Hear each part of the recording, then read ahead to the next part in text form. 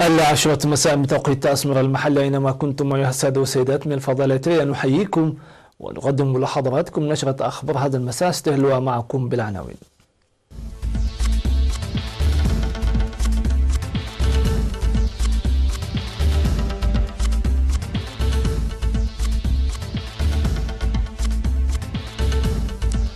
فخامة الرئيس يستقبل نائب الأمين العام للأمم المتحدة. اختتام المؤتمر الرابع لجمعية معاقي الحرب. دعوة لاستخدام البذور المحسنة في أعالي القاش. أمريكا تحظر الرحلات إلى جميع مطارات كوبا. بوادر انفراد في النزاع التجاري بين الصين وأمريكا. وارتفاع عدد القتلى بسبب الأمطار الغزيرة في اليابان.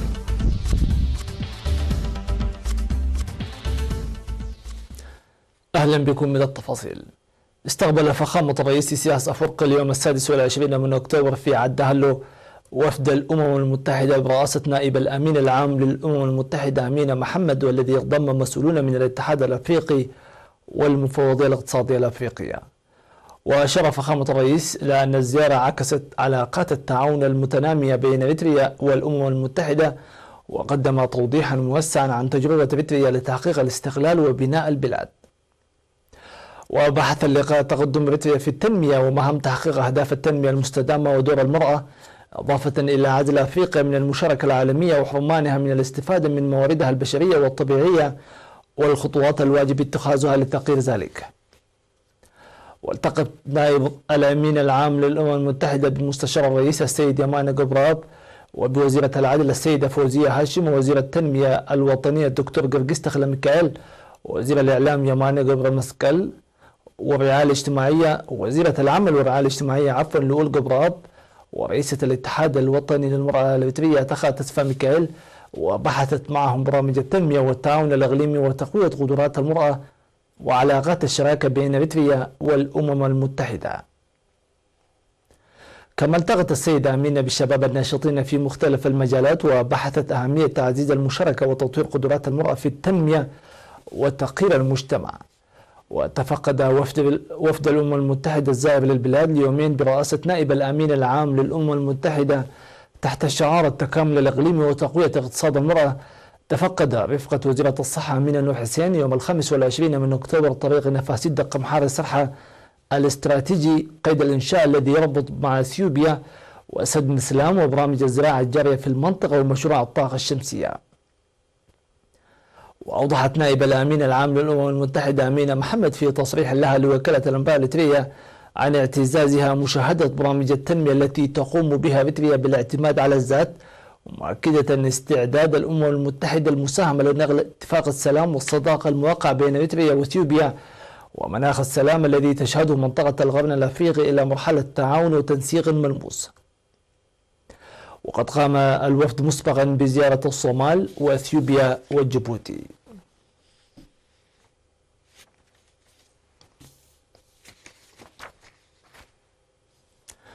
اختتم المؤتمر الرابع للجمعية الوطنية لمعاقي الحرب المنعقد يومي 25 و 26 من أكتوبر الحالي بالمصادقة على الدستور المحسن وإصدار القرارات والتوصيات.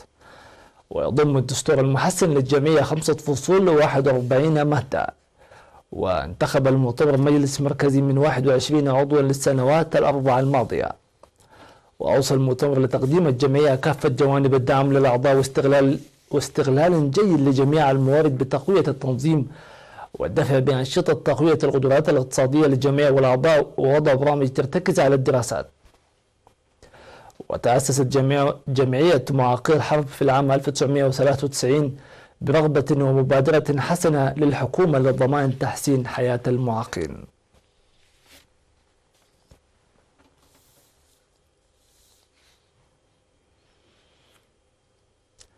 دعا المهنيون الزراعيون مزارعي مديرية أعالي القاش لاستخدام البذور المحسنة لرفع الإنتاج. وأوضح المهنيون الزراعيون في الاجتماع الذي عقد بمشاركة المزارعين القادمين من ضواحي أوغارو ودبيرو وبوكو أن تجربة إدخال البذور المحسنة هذا العام حققت نتائج عالية، ويوجد برنامج لتوزيعها على المزارعين النموذجيين. من جانبه أوضح مدير مديرية أعالي القاش السيد قدي ستيفانوس أن أنشطة التوعية الزراعية ستنتظم في جميع الضواحي المديرية للمجتمع عامة والمزارعين خاصة. واستحسن المزارعون استخدام البذور المحسنة مستقبلا لنتائجها الجيدة.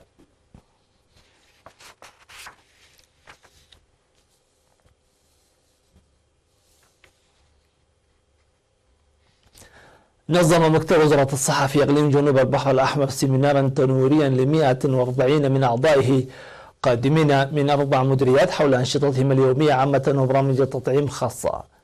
وقدم مسؤول برنامج التطعيم الوطني في وزارة الصحة السيد تدرس حدوقة في السيمينار الذي تواصل من 21 وحتى 23 من أكتوبر الحالي في بلدة طيعو، قدم توضيحا بشأن مرض السحائي وحملة التطعيم التي ستنتظم الشهر المقبل.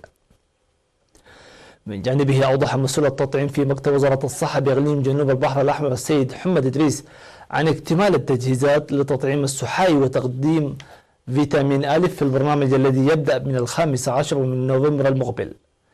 وسيقدم تطعيم السحائي من عمر السنة وحتى 30 سنة، وفيتامين الألف للأطفال من عمر 6 أشهر حتى 59 شهرا. هذا ونظم سيمينار مماثل في مدينة عصب.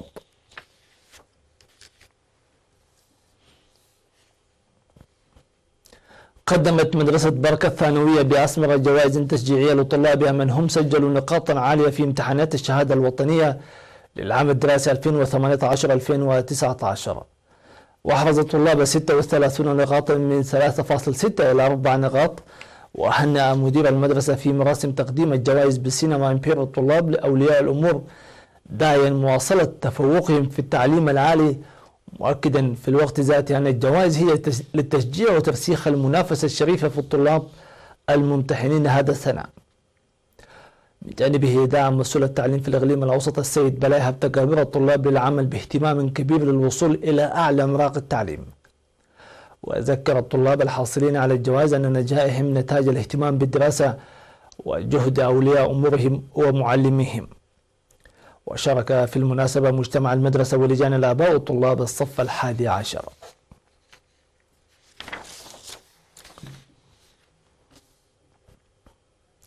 سيداتي سادتي، إلى فاصل ومن ثم نوافيكم بالأنباء العالمية، فتفضلوا بالبقاء معنا.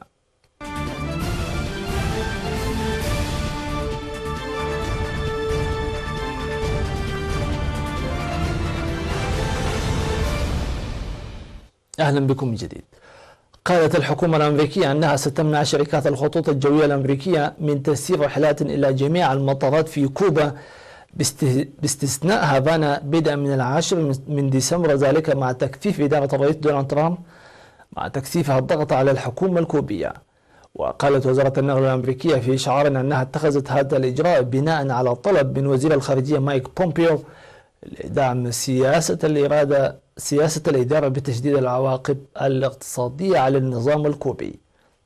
ويمنع هذا الإجراء الرحلات الأمريكية إلى أي من المطارات الدولية 9 في كوبا باستثناء هافانا.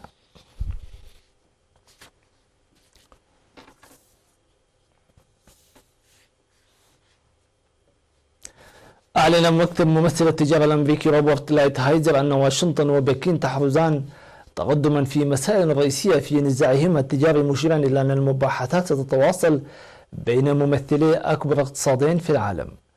وتحدث الرئيس الأمريكي دونالد ترامب عن تقدم في سوق نص اتفاق تجارة أولي مع الصين، مرجحا أن يتمكن من توقيع الشهر المقبل، لكن التفاصيل كانت ولا تزال نادرة، فيما لم يعلن الطرفان عن سحب الرسوم التجارية المفروضة على بضائع بمئات المليارات من الدولارات. وتحدث ممثل التجارة الأمريكي لايتهايزر ووزير الخزانة ستيفن مونشن مع نائب رئيس الوزراء الصيني ليو هي بشأن المرحلة الأولية للاتفاق التجاري الأمريكي بحسب ما أعلن مكتب الممثل التجاري. وكان الرئيس الأمريكي قد قال أن الصين ملزمة بزيادة مشترياتها من المنتجات الزراعية الأمريكية، وأن الاتفاق يغطي أيضا الملكية الفكرية والخدمات المالية وصرف العملات. وتوقع ترامب توقيع الاتفاق مع الرئيس الصيني قبل قمة التعاون الاقتصادي لآسيا والمحيط الهادي في تشيلي الشهر المقبل.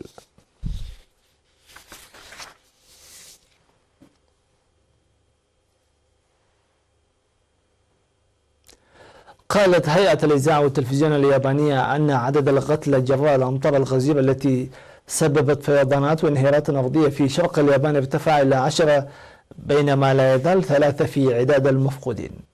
واجتاحت الانهيارات الأرضية المناطق التي قمرتها المياه في مقاطعتي تشيبا وفوكوشيما بشرق الشمال وشرق البلاد. وقمرت المياه المناطق في ثالث عاصفة ممطرة تتعرض لها خلال 6 أسابيع وهطلت في بعض الأماكن.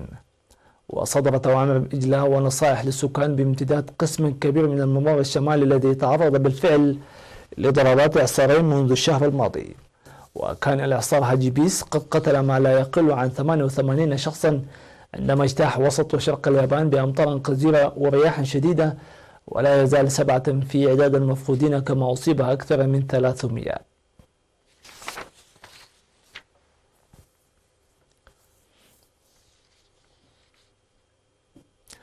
دخل فريق هندي مكون من خبراء في ألعاب الفنون القتالية موسوعة جينيس للأرقام القياسية بعد استلقائهم على سرير متعدد الطوابق المكونة من المسامير. واستلقى 9 أشخاص فوق بعضهم البعض فصلتهم طبقات أسرة مكونة من مسامير يتراوح طولها من 4 إلى 6 بوصات. وحطم الفريق الرقم القياسي السابق المسجل باسمهم أيضا العام الماضي حين استلقى 8 أشخاص فوق بعض بنفس الطريقة. وبالإضافة لمشاركته في أسفل السرير العمودي، حطم قائد الفريق فيسبي خرادي الرقم القياسي في العالمي في ثني الأعمدة الحديدية برقبته، حيث تمكن من ثني 21 عمودا بزاوية 90 درجة في دقيقة واحدة.